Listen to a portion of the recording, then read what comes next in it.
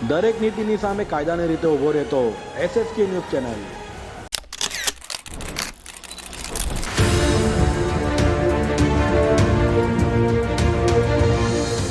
महिला सुरक्षा तो सरकार बोल रही है कि महिला सुरक्षा करेंगे, लेकिन महिला सुरक्षा भी नहीं हो रहा है और महिला रोजगार भी नहीं हो रहा है।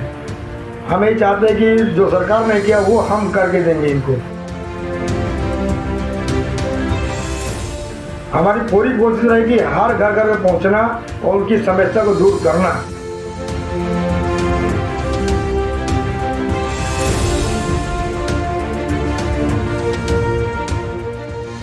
हमारी सरकार आते ही है, जो पुलिस कर्मी जगह खाली है वो पूरे भरेंगे और उनको ईमानदारी से काम करने को और महिला प्रतिनिधियों बोलेंगे। हम जनता के ये बोलना चाहते हैं कि जनता वोट ऐसे व्यक्ति को दे, अपना वोट जो उनके हित में काम करे। अधिकार लेके ऐसे वोट मत देना जो आपका भविष्य खराब हो जाए। નવસારી લોકસભા બેઠક ભાજપનું ગઢ ગણાય છે, ત્યારે પ્રદેશ પ્રમુખ અને નવસારીના 3 વખતના સાંસદ અને ચોથી વખતના ઉમેદવાર સામે અપક્ષ ઉમેદવારી કરનાર ચંદનસિંહ શિવબદનસિંહ ઠાકુરે અપક્ષ તરીકે ઉમેદવારી નોંધાવી છે, જેઓએ SSK ન્યૂઝ સાથે વાત કરી હતી। સુરત લોકસભા બેઠક પર ભાજપના ઉમેદવાર મુકેશ દલાલ બિનહરીફ વિજેતા થયા છે, ત્યારે હવે નવસારી લોકસભા બેઠક પર સૌની નજર મંદરાઈ છે। ભાજપે નવસારી લોકસભા બેઠક પર 3 વખતના સાંસદ અને ગુજરાત ભાજપ પ્રદેશ પ્રમુખ CR પાટીલને ચોથી વખત મેદાને ઉતાર્યા છે, તો CR પાટીલ સામે કોંગ્રેસે ગાંધીવાદી વિચારધારા ધરાવતા નેસદ દેસાઈને મેદાને ઉતાર્યા છે, જ્યારે અન્ય પક્ષ અને પ્રાદેશિક પક્ષોના ઉમેદવારો પણ મેદાને છે। તો નવસારી લોકસભા બેઠક પર અપક્ષ ઉમેદવારી કરનાર ચંદનસિંહ શિવબદનસિંહ ઠાકુરે SSK ન્યૂઝ સાથે વાત કરી હતી અને નવસારી લોકસભા વિસ્તારની સમસ્યાઓ સહિતના મુદ્દાઓ રજૂ કર્યા હતા। जी, क्या नाम है आपका? चंदन ठाकुर। चंदन जी, आप कहाँ से उम्मीदवारी कर रहे हैं, कौन से पार्टी से उम्मीदवारी कर रहे हैं और क्या चुनाव चिन्ह है आपका? लोकसभा नवसारी, पार्टी का नाम अखिल भारतीय सेना, निशान बिजली खंबा। चंदन जी, हमारे सर्वे के मुताबिक आप जिस लोकसभा क्षेत्र से चुनाव लड़ रहे हो वहाँ पर काफी सारे मजदूर वर्ग है, उनके लिए आपके क्या आयोजन है? मजदूर वर्ग के लिए जो 12 घंटा भी चल रहा है वो अपना 8 घंटा करना है और मजदूरों का हक दिलाना है। पिछले 3 टर्म से माननीय संसद सभ्य CR पाटिल जी वहां से चुनाव जीत के आए हैं। उनके चुनाव क्षेत्र में आज तक क्या क्या काम नहीं हुआ है, ऐसा आपको लगता है? उनके क्षेत्र में कुछ काम नहीं हुआ, ये खाली जो काम हुआ कागज कार्रवाई में। मजदूर भी परेशान है, महिला भी परेशान है और पंच प्रांतीय लोग भी परेशान है, सब परेशान है। कोई चीज़ की सुविधा अभी भी नहीं है। जो कागज कार्रवाई में हुआ है उसमें से 1-5% भी काम नहीं हुआ। सूरत शहर एवं नवसारी, इसमें रेडी पटरी वाले लोग काफी बड़ी संख्या में हैं, तो उनके लिए आपका क्या आयोजन है? उनके लिए उनका हक का दिलाएंगे और उनके जो रोड रास्ते में बैठे हुए हैं उनके लिए बेरोजगारी और उनका घर वो सब हम दिलाने की कोशिश करेंगे। पांडेसरा में, नवसारी में, सूरत शहर के काफ़ी सारे इंडस्ट्रियल एरियाज में महिलाएं कार्य कर रही हैं। उन महिलाओं की सामाजिक सुरक्षा को लेकर आपके पास क्या आयोजन है? महिला सुरक्षा तो सरकार बोल रही है कि महिला सुरक्षा करेंगे, लेकिन महिला सुरक्षा भी नहीं हो रहा है और महिला रोजगार भी नहीं हो रहा है। हम यही चाहते हैं कि जो सरकार ने किया वो हम करके देंगे इनको। आज जितने भी प्राइवेट स्कूल्स हैं, जितने भी प्राइवेट स्कूल बढ़ रहे हैं, उनकी मनमानी फी वसूली जा रही है, तो उसके ऊपर आप क्या कहना चाहोगे और उसके ऊपर आपका क्या आयोजन रहेगा? हमारा कहने का मतलब ये रहेगा जो प्राइवेट स्कूल मनमानी फीस वसूल कर रहे हैं, हम सरकारी स्कूल को ही पैसा बना देंगे कि वहाँ कोई फीस की जरूरत ही नहीं पड़ेगी, हर मध्यम के लोग वहाँ पढ़ेंगे। काफ़ी वर्षों से ऐसा कहा जाता है कि पर प्रांतीय लोग जो गुजरात राज्य में आते हैं उन्हें गुजरात राज्य में जाति प्रमाण पत्र निकालने के लिए काफ़ी संघर्षों का सामना करना पड़ता है, उसके लिए आपका क्या आयोजन रहेगा? इसमें क्या है, कई बार ये 1960 1959 का पुरावा मांगते हैं और पन प्रांतीय का 1960 का तो पुरावा कोई नहीं मिलेगा। जाति दाखला में यहाँ धक्का खाते वहाँ धक्का खाते हैं, फिर आप यहाँ जाइए वहाँ जाइए। हमारी सरकार आएगी तो हम उनको दौड़ने की कोई ज़रूरत नहीं करेंगे और उनको घर घर जाके हम खुद करेंगे उनके साथ मिलकर। मजदूरों के लिए संविधान में काफी सारे प्रावधान दिए गए हैं, तो उस संविधान के प्रावधानों में से कौन से प्रावधानों को आप लागू कराना चाहेंगे? मजदूर का वर्ग जो 8 घंटा है उनका हक रिजर्व होना से PF है, वो सब हम दिलाने की कोशिश करेंगे। आपको पता होगा कि सूरत शहर के काफ़ी सारे एरियाज ऐसे हैं कि जहां पर एक झुपड़पट्टी, एक स्लम का डिमोलेशन करने के बाद उनको आवास में मकान दिया जाता है, और वो आवास के मकान इतने जर्जरित होते हैं कि 5-10 साल में उनकी हालत खराब हो जाती है। तो इसके ऊपर आप क्या कहना चाहोगे? आवासों में दिए तो खाली जहाँ झोपड़पट्टी है वहाँ जाके सरकार बिल्डर के कमाई के लिए वो झोपड़पट्टी हटा देती है और उनको ऐसा आवास दिया जाता है कि जल्दी मर जाए जर्जरी हालत में। और कैसे ऐसे किस्से बने हुए सूरत में, कई ऐसे आवासें हैं जहाँ पे कितने बच्चियाँ मरी है, छत गिरने से, स्लेब फटने से, बहुत तकलीफ है वहाँ पे लोगों को। और हमारे को इन लोग को हम उनका हक दें और उनकी जो मांगनी वो पूरा करें। आपको क्या लगता है कि सूरत शहर या फिर नवसारी में गुनहगारी का प्रमाण बढ़ता जा रहा है, उसके लिए क्या कारण हो सकता है? बहुत, ये सरकार जब से आई है तब से बहुत तकलीफ है। बहनों बेटियों को ऐसा हो गया कि इनकी सुरक्षा तो है ही नहीं, खाली कागज कार्रवाई में ही सुरक्षा है। हम इनकी सुरक्षा पूरा देंगे। आप क्या नया, क्या ठोस क्या करना चाहोगे उनकी सुरक्षा के लिए? कानून में जो कानून है वो कानून में बदलाव जरूरी है। उनके कानून में 181 फ़ोन करके कोई तुरंत उनका निवारण होना चाहिए। महिलाओं के उनके हक के लिए काम होना चाहिए। आज भी पुलिस प्रशासन में काफ़ी सारी जगह खाली है, जिसके वजह से पुलिस के ऊपर काफ़ी सारा कामगिरी का लोड पड़ता है। उसके लिए आप क्या कहना चाहोगे? हमारी सरकार आते ही है, जो पुलिस कर्मी जगह खाली है वो पूरे भरेंगे और उनको ईमानदारी से काम करने को और महिला सुरक्षा बोलेंगे।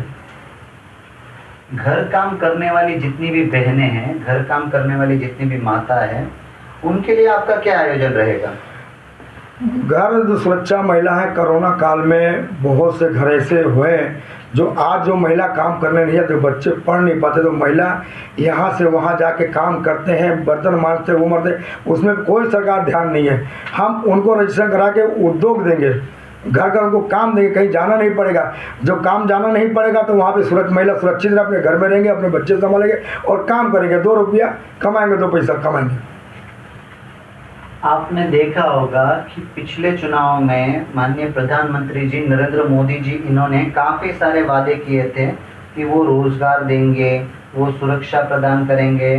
तो क्या लगता है कि कितने लोगों को रोज़गार दिया है, कितने लोगों को मकान मिला है और क्या सुरक्षा प्रदान की गई है? मेरे हिसाब से जो मोदी साहब ने बोला है ना, उसमें से 1% भी गारंटी नहीं है कि काम दिया है। और काम ऐसा दिया है कि जो आवाज़ जिसको दिया उसका आवास ही नहीं है, दूसरे का ही आवास है, दूसरे का ही मकान सरकार दिया। जो रोजगार जिसको देना तो उसको रोजगार दिया ही नहीं, उनको नौकरियां मिला ही नहीं। आपने काफ़ी बार देखा होगा कि श्रमिक काम करते करते उनका मृत्यु हो जाता है और मृत्यु होने के बाद उनको काफ़ी सारे दिक्कतों का सामना करना पड़ता है। उसके ऊपर आप क्या आयोजन है आपका? हमारा आयोजन जो मृत्यु जिसको हो गया है उसके परिवार को संभालना, उसके मृत्यु को भेजना, और को जो काम से जो कंपनी में काम करे जो डेथ हुआ है वो कंपनी से उनका पूरा देना और बच्चों को भविष्य तक का गारंटी उनको दिलाना। 25 नवसारी लोकसभा में काफ़ी सारे लोगों की समस्या है, ऐसा हमको लगता है, पर क्या लगता है कि आप उन तक पहुंच पाएंगे? हमारी पूरी कोशिश रहेगी हर घर घर पहुंचना और उनकी समस्या को दूर करना। पर आप कैसे पहुंच पाओगे उनके पास? उनके पास जैसे पुलिस चौकी है, हर जगह गली गली में पुलिस चौकी, हर गली गली में मेडिकल है, हर गली में किराना की दुकान है। ऐसे हम अपने कार्यालय वहाँ खोलेंगे जो संपर्क लोग वहाँ जाते संपर्क करें, कहीं जाना ना पड़े उनको। काफ़ी सारे युवाओं का ये कहना है कि उनको रोजगार ही नहीं है, नौकरी नहीं है, तो क्या औद्योगिक तालीम या फिर ITI ऐसे जैसी एक खास सुविधा या फिर खास शिक्षण उनको मिल सके, इसमें आपका क्या आयोजन है? संविधान में है, उनको मिलना चाहिए, उनका हक मिलना चाहिए। और बहुत से ऐसे बच्चे जो शिक्षा में ग्रेजुएशन किए हुए फिर एग्जाम देने जाते, पेपर लीक होता है, उसमें भी उनको परेशानी, यहाँ से वहाँ जाते हैं, कभी वहाँ जाते हैं, उसमें बहुत तकलीफ होती है। उनके लिए हम फुल करेंगे। पर हमने काफ़ी सारे लोगों से बात करते हुए यह सुना है कि 25 नवसारी लोकसभा में इस बार अखिल भारतीय सेना उतरी है, तो अखिल भारतीय सेना के बारे में आप क्या कहना चाहोगे? अखिल भारतीय गुजरात में पहली बार आई है और पहली बार लोगों के दिल जीतने की फुल कोशिश रहेगी और लोगों को प्यार मिल भी रहा है अखिल भारतीय को। और हमारा ये कहना है कि जो अखिल भारतीय हमारे विश्वास कर रहे हैं लोग, जो हमारा अखिल भारतीय में विश्वास है, हम विश्वास नहीं टूटने देंगे। अखिल भारतीय सेना के राष्ट्रीय अध्यक्ष श्री अरुण गवड़ी, इन्होंने आपके लिए आप उनको क्या संदेश देना चाहोगे? हम अरुण गवड़ी साहब और डैडी को ये कहने कि जो हमारे पे विश्वास किया, हम विश्वास टूटने नहीं देंगे और उससे ज़्यादा मेहनत करके उनका नाम रोशन करेंगे, पार्टी का नाम आगे लाएंगे। आप भविष्य में जनता के लिए क्या संदेश देना चाहोगे? हम जनता के ये बोलना चाहते हैं कि जनता वोट ऐसे व्यक्ति को दे, अपना वोट जो उनके हित में काम करे और जो उनके हित के लिए सोचे, उनके बीवी बच्चे के लिए सोचे, उनके बच्चे शिक्षा के लिए सोचे, उनके रोजगार के लिए सोचे। ऐसे व्यक्ति को आप चुनिए, आपका वोट देना अधिकार है, लेकिन ऐसे वोट मत देना जो आपका भविष्य खराब हो जाए।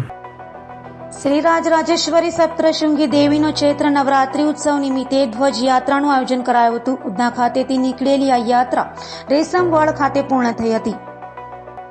સુરતના સલાબતપુરા રેશમવાડ ખાતે આવેલ સપ્તશૃંગી માતાજી મંદિર ખાતે શ્રી રાજરાજેશ્વરી સપ્તશૃંગી દેવીનો ચૈત્ર નવરાત્રી ઉત્સવનું આયોજન કરાયું છે. ત્યારે સુરતના ઉધના સાઈ દર્શન સોસાયટીની બાજુમાં આવેલ જીવન વિકાસ સ્કૂલ સામે ભગવતી દર્શન એપાર્ટમેન્ટ ખાતેથી શ્રી રાજરાજેશ્વરી સપ્તશૃંગી માતાજીની ધ્વજયાત્રા સોમવારે સાંજે નીકળી હતી, જેમાં મોટી સંખ્યામાં માઈ ભક્તો જોડાયા હતા. તો માઈ ભક્તોએ મીડિયા સાથે પણ વાત કરી હતી. મારું નામ પ્રેમ છે. આ કાર્યક્રમ ધ્વજયાત્રાનો કાર્યક્રમ છે. અમે અહીંયાથી અમે મંદિર સુધી ધ્વજયાત્રા સપ્તશૃંગી માતાનું મંદિર છે, ત્યાં અમે અહીંયાથી જશું, લઈને જશું ત્યાં, અને આ ધ્વજ ત્યાં ચડશે. એકચ્યુઅલી આ પ્રથા જે છે પહેલેથી ચાલતી આવે છે અને અમે બી આ પ્રથા બી અગાડી ચલાવીએ છીએ. હમણાં અમને મોકો મળ્યો છે કે માતાજીનો હુકમ છે કે આ ધ્વજ છે જે અમારા ઘરેથી નીકળે એટલે અમે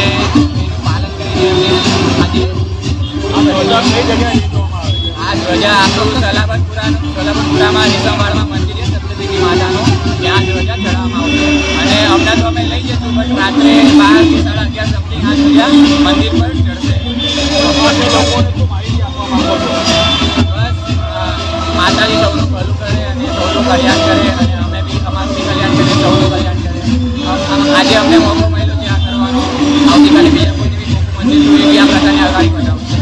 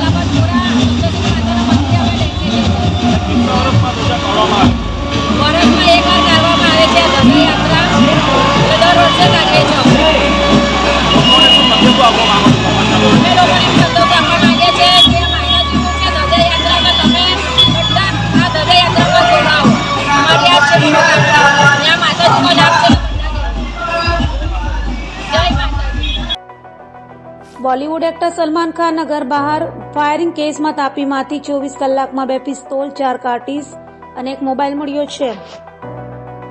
મુંબઈમાં સલમાન ખાનના ઘરની બહાર ફાયરિંગ કરનારા આરોપીઓ સુરત આવી તાપી નદીમાં 2 પિસ્તોલ ફેંકી દીધી હતી. આ કેસમાં મુંબઈ ક્રાઇમ બ્રાન્ચે 2 દિવસથી સુરતમાં ધામા નાખ્યો છે અને તાપી નદીમાં સર્ચ ઓપરેશન હાથ ધર્યું છે, જેમાં 1 દિવસની શોધખોળમાં 1 પિસ્તોલ મળી આવી હતી, જ્યારે બીજી પિસ્તોલ પણ આજે મળી આવી છે.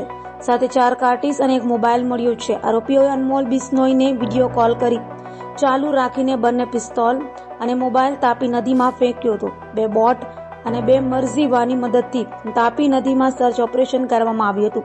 મરઝીવા પર કેમેરો પણ સાથે ઉતારવામાં આવ્યા હતા, જેનું મોનિટરિંગ બોર્ડ પરથી કરવામાં આવ્યું હતું.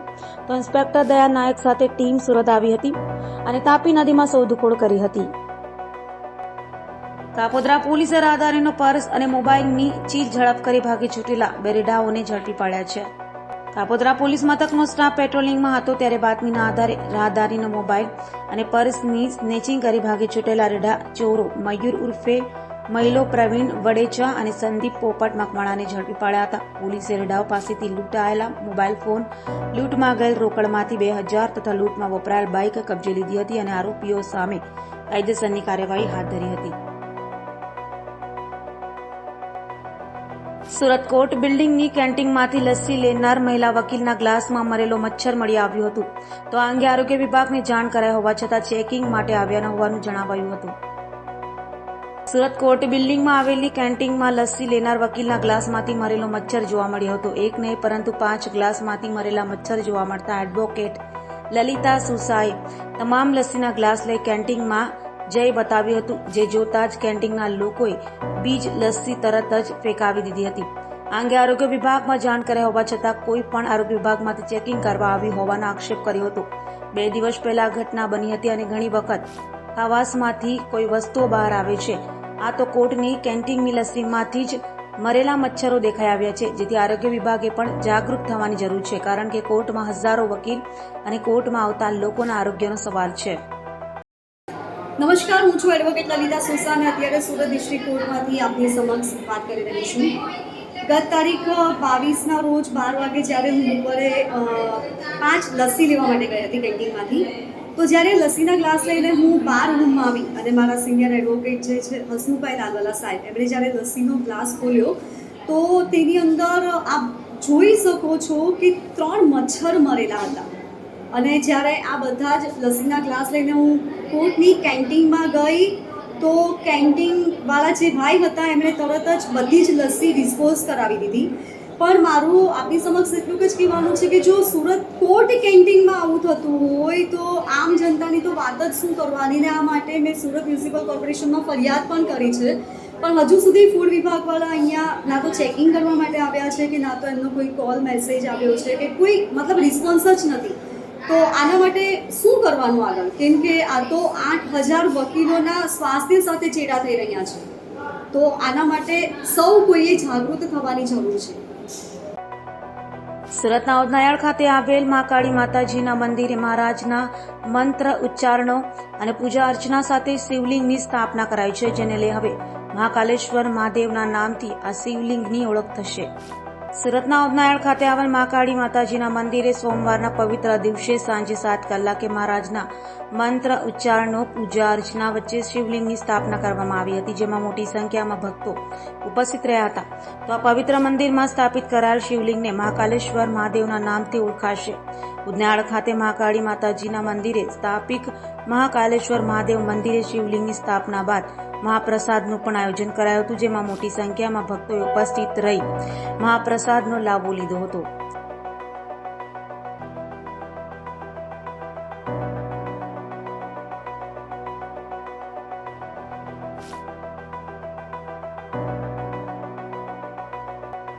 સુરતના પાલ ખાતે આવેલ અટલ આશ્રમમાં 5100 કિલોનો લાડુ તૈયાર કરી હનુમાન જન્મોત્સવની ઉજવણી કરાઈ હતી. તો આ અવસર વર્લ્ડ રેકોર્ડ બન્યો હતો. સુરતના પાલ અટલ આશ્રમ ખાતે છેલ્લા 50 વર્ષથી હનુમાન જન્મોત્સવે હનુમાન દાદા લાડુ ધરવામાં આવે છે, ત્યારે આ વખતે વર્લ્ડ રેકોર્ડ બન્યો છે. હનુમાન જન્મોત્સવને લઈ પાલ અટલ આશ્રમ ખાતે 5100 કિલોનો લાડુ તૈયાર કરાયો હતો. તો સાથે હનુમાન જન્મોત્સવ સાથે અટલ આશ્રમને 50 વર્ષ પૂરા થતા હોય અને મહંત બટુકગીરી બાપુની 70મી જયંતિના ત્રિવેણી સંગમને કરાયેલ આયોજનમાં 5100 કિલોના લાડુને એશિયા બુક ઓફ રેકોર્ડમાં સ્થાન મળ્યું છે. બાપુ આપનો પરિચય. અટલ આશ્રમ પારદેશ્વર મહાદેવ મંદિર સુરત.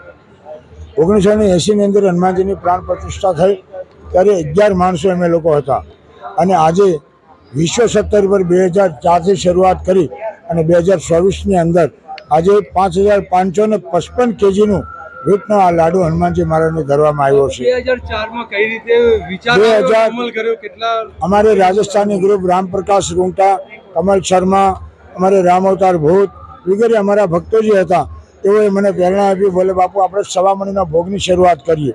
તો સવામણી એટલે 250 કિલો સવામણી થાય રાજસ્થાનીમાં.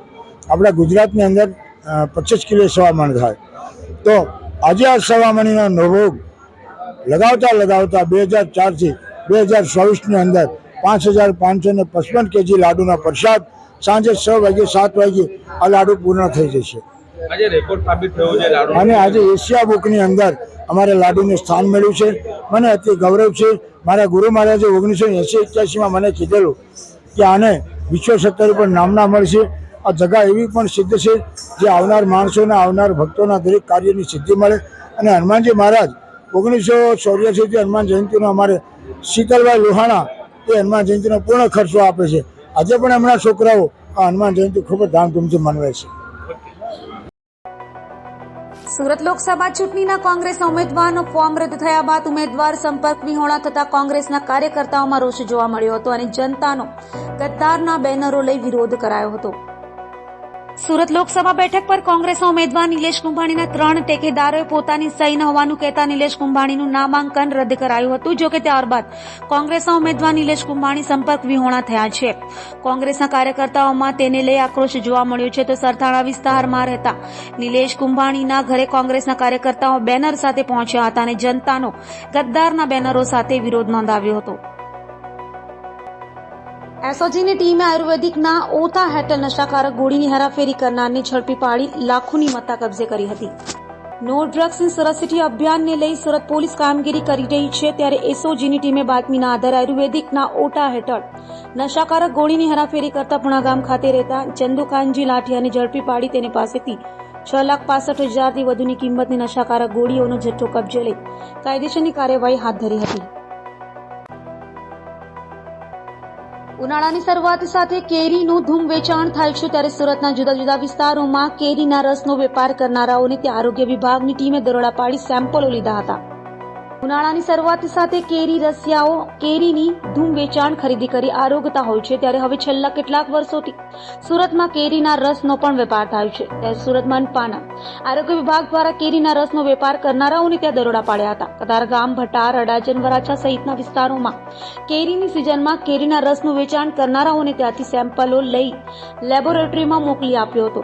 તો સેમ્પલો ફેલ થશે તો પાલિકા દ્વારા કાર્યવાહી કરાશે તેમ પણ જણાવ્યું હતું. આપણો પરિચય DD Thakor food safety officer Surat મહાનગરપાલિકા. કઈ પ્રકારની કાર્યવાહી હાલ કેરી વિક્રેતાઓ ચાલી રહી છે? આજ રોજ ડેપ્યુટી કમિશનર સાહેબ શ્રી હેલ્થ એન્ડ હોસ્પિટલ તથા આરોગ્ય અધિકારી સાહેબના માર્ગદર્શન હેઠળ સુરત મહાનગરપાલિકા વિસ્તારમાં આવેલ કેરીનો મેંગો મિલ્કશેક, કેરીનો રસનું ઉત્પાદન કરી વેચાણ કરતી સંસ્થાઓની આજરોજ તમામ ઝોનમાં સુરત મહાનગરપાલિકાના ફૂડ સેફ્ટી ઓફિસરો દ્વારા તપાસ કરી સરસ સંસ્થાઓમાંથી મેંગો મિલ્કશેક, કેરીના રસના નમૂનાઓ લઈ પબ્લિક હેલ્થ લેબોરેટરી સુરત ખાતે મોકલવામાં આવશે અને જેનો પૃથ્થકરણ અહેવાલ આવે તે આગળની કાર્યવાહી કરવામાં આવશે. સાહેબ, કેટલી ટીમો કામે લાગી છે? કેટલી આપણી જોવા એ 10 થી 12 જગ્યાએ લગભગ ચાલુ છે. નવસારી લોકસભા બેઠકના કોંગ્રેસના ઉમેદવાર અને ગુજરાત કોંગ્રેસના પ્રવક્તા નેસદ દેસાઈ અને મહારાષ્ટ્રના પૂર્વ સીએમ પૃથ્વીરાજ ચૌહાણે પત્રકાર પરિષદ સંબોધી સુરત બેઠક પર કોંગ્રેસ ઉમેદવારના ફોર્મ રદ કરવા અંગે ભાજપનું ષડયંત્ર હોવાનો આક્ષેપ કર્યો હતો. સુરત લોકસભા બેઠક પર કોંગ્રેસના ઉમેદવાર નિલેશ કુંભાણીનું ફોર્મ રદ થયું છે અને અન્ય અપક્ષ તથા પ્રાદેશિક પક્ષોના ઉમેદવારોએ ફોર્મ ખેંચી લેતા ભાજપના ઉમેદવાર બિનહરીફ જીતી ગયા છે. ત્યારે નવસારી બેઠક પર કોંગ્રેસના ઉમેદવાર અને ગુજરાત પ્રદેશ કોંગ્રેસના પ્રવક્તા પીઢ ગાંધીવાદી નેસદ દેસાઈ અને મહારાષ્ટ્રના પૂર્વ સીએમ પૃથ્વીરાજ ચૌહાણે પત્રકાર પરિષદ સંબોધી સુરતમાં કોંગ્રેસ ઉમેદવારના ફોર્મ રદ થવા પાછળ ભાજપનું ષડયંત્ર હોવાનું કહ્યું હતું. લોકશાહી જોખમમાં હોવાનું અને સંવિધાનની હત્યા થઈ હોવાનું કહ્યું હતું. તો ચૂંટણી કમિશનર અંગે નિષ્પક્ષ તપાસ કરી જવાબદારો સામે કાર્યવાહી કરે તેવી માંગ પણ કરી હતી. ચૂંટાયેલા સીએમને સીબીઆઈ અને ઈડીની મદદથી જેલમાં નંખાય છે. વડાપ્રધાન નરેન્દ્ર મોદી હાલ ધ્રુવીકરણની રાજનીતિ કરતા હોવાના પણ આક્ષેપો કરાયા હતા. જો ફોર્મ જે રદ થયું એમાં ઉમેદવારે પાર્ટી સામે છેતરપિંડી, ધોખાબાજી, ચીટિંગ કર્યું. કારણ કે અમે ઉમેદવારને 3 દિવસથી કહીએ છીએ કે હાઈકોર્ટમાં પિટિશનમાં એફિડેવિટમાં સહી કરો. ઉમેદવાર કરતા નથી. એટલે એવું લાગે છે કે એ જો હાઈકોર્ટમાં રીટ પિટિશનમાં સહી નહીં આપે તો સ્પષ્ટ પછીથી એવું સાબિત થાય કે એણે પાર્ટી સામે છેતરપિંડી અને ચીટિંગ કર્યું છે. પણ આગળ જે થયું એ વધારે ભયાનક થયું. હવે જે વાત આવી બીજા બધા ફોર્મ જી ખેંચવાના અને છેલ્લે રાષ્ટ્રીય પાર્ટીએ બી એમાં એવું થયું સાહેબ, સવારે 9 વાગે હુકમ કરવાનું કલેક્ટરે કહ્યું. અમે હાઈકોર્ટમાં જઈ નહીં શકીએ એટલે હુકમ બપોરે 2:30 વાગે કર્યો. 2:30 વાગે જેવો હુકમ કર્યો ત્યાર પછી એમનું જે ફોર્મ રદ કરવાનો ઓર્ડર કર્યા પછી જે બીજા ઉમેદવારો હતા એ ઉમેદવારો લે મેરેડિયન હોટલમાં રાત્રે 10 વાગ્યા પહેલા વિથડ્રોલ થઈ ગયા. એક ઉમેદવાર રહી ગયા રાત્રે 11 વાગે, એ બસપા. જે બધા ઉમેદવાર વિથડ્રો થયા, જે ટેકેદારો વિથડ્રો થયા એ ભય, સામ, દામ, દંડ, ભેદ, લાલચથી થયા. ક્રાઇમ બ્રાન્ચે પ્રવેશ કર્યો માનનીય મોદી સાહેબના માર્ગદર્શનથી, માનનીય અમિત શાહ સાહેબના માર્ગદર્શનથી, અને ક્રાઇમ બ્રાન્ચે રાત્રે 11 વાગે બસપાના ઉમેદવારની શોધખોળ ચાલુ કરી. આજે ગુજરાત, સુરતના ઘણા પેપરોએ પણ આ લખ્યું છે. એ પેપરોને વંદન સલામ કે એમણે આ લખ્યું કે રાત્રે 11 વાગ્યાથી ગઈકાલે બપોરે 2:30 વાગ્યા સુધી ક્રાઇમ બ્રાન્ચે પોતાની પવિત્ર ફરજ બજાવી. ચૂંટણી કમિશનર TN સેશન સાહેબના આત્માને શ્રદ્ધાંજલિ આપી ક્રાઇમ બ્રાન્ચે, અને માનનીય મોદીજી અને માનનીય અમિત શાહના માર્ગદર્શનમાં બસપાના ઉમેદવારનું 2:30 વાગે ગુપ્ત રીતે, ચૂંટણી બોન્ડની જેમ સંપૂર્ણ ગુપ્તતાથી, બહાર જાહેરમાં નહીં, બહાર બસપા કોંગ્રેસના આગેવાનો કલેક્ટર રૂમની બહાર હતા, મીડિયા કલેક્ટર રૂમની બહાર હતું, પણ ત્યાં બસપાના ઉમેદવારના દર્શન કોઈને થયા નહીં. પણ ખબર નહીં કલેક્ટર શ્રી, ક્રાઇમ બ્રાન્ચ, ચૂંટણી કમિશનર સેશન સાહેબે કેવી રીતે આ નિર્ણય કર્યો અને બસપાના ઉમેદવારનું 2:30 વાગે વિથડ્રોલ અપાયું.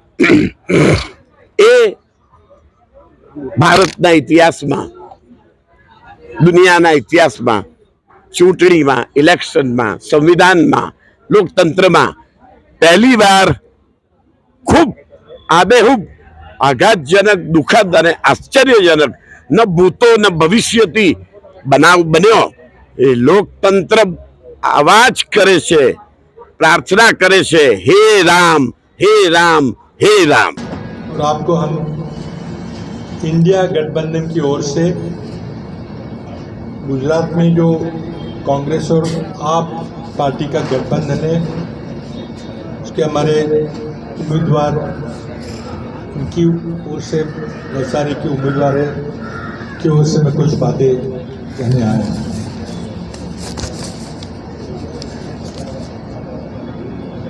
नरेंद्र भाई मोदी पिछले 10 साल से भारत के प्रधानमंत्री हैं. 2014 के लोकसभा चुनाव में उन्होंने बड़े लंबे चौड़े वादे किए थे. गुजरात मॉडल की बात कही थी, पूरे देश में लाएंगे, अच्छे दिन लाने की बात की थी, और पता नहीं क्या क्या कहा था. 100 दिन में काला धन पाएंगे, 50 लाख देंगे, 2 करोड़ नौकरियां हर साल, किसान की आमदनी दुगनी. अरे वादों के चलते तो जनता शायद बदलाव चाहती थी. 2014 में भाजपा को देश की 31% जनता ने समर्थन दिया, जो पहले कभी देश में नहीं मिला था, और नरेंद्र मोदी जी ने सरकार बनाई. 2019 में भी जो भाजपा का मूल समर्थन 30-31% वही रहा, लेकिन बालाकोट, पुलवामा के चलते 6-7% में की बढ़ोतरी हुई और भाजपा की सरकार फिर 2019 में हमारे सामने. अब भाजपा सरकार को 10 साल हुए. जब हम तीसरी बार जनता का समर्थन मांगने जाते हैं तो एक जनता की स्वाभाविक अपेक्षा थी कि आपने 10 साल में जो वादे किए थे जो पूरे नहीं किए, उसके बारे में आप कुछ बताएं, कोई वाइट पेपर रखें। अगर नहीं कर सके तो क्यों नहीं कर सकते और नया क्या करने वाले हैं। लेकिन भाजपा सरकार ने एक वाइट पेपर पेश किया, लेकिन वो मनमोहन सिंह सरकार के 10 साल का, जो कि 2014 में तो उचित था, लेकिन 2024 में 2004 से 14 तक मनमोहन सिंह सरकार की बात करना तो कहाँ से बुद्धिमानी थी। तो साफ बात है कि वादे जो पूरे नहीं हुए, जो क्यों नहीं पूरे हुए, इसकी बातों से भाजपा सरकार, मोदी सरकार कतरा रही है। इस चुनाव का एक साधारण सूत्र है, जैसे मैंने कहा कि भाजपा का मूल जो जनादेश है, जो कोर्स सब। મહારાષ્ટ્ર નાસિકના માલેગાંવ ખાતે આવેલ રમઝાનપુરા પોલીસ મથકમાં વોન્ટેડ આરોપીને ભેસ્તાન પોલીસે ઝડપી પાડ્યો છે. ભેસ્તાન પોલીસ મથકનો સ્ટાફ પેટ્રોલિંગમાં હતો ત્યારે મહારાષ્ટ્ર રાજ્યના નાસિક જિલ્લાના માલેગાંવ રમઝાનપુરા પોલીસ મથકમાં નાસ્તા ફરતા વોન્ટેડ આરોપી એવા નાસિર ઉર્ફે भन्नाटी इस्माइल शेखने ભેસ્તાન ખાતેથી ઝડપી પાડી તેનો કબજો મહારાષ્ટ્રના નાસિક જિલ્લાના માલેગાંવ રમઝાનપુરા પોલીસને સોંપવાની તજવીજ હાથ ધરી હતી.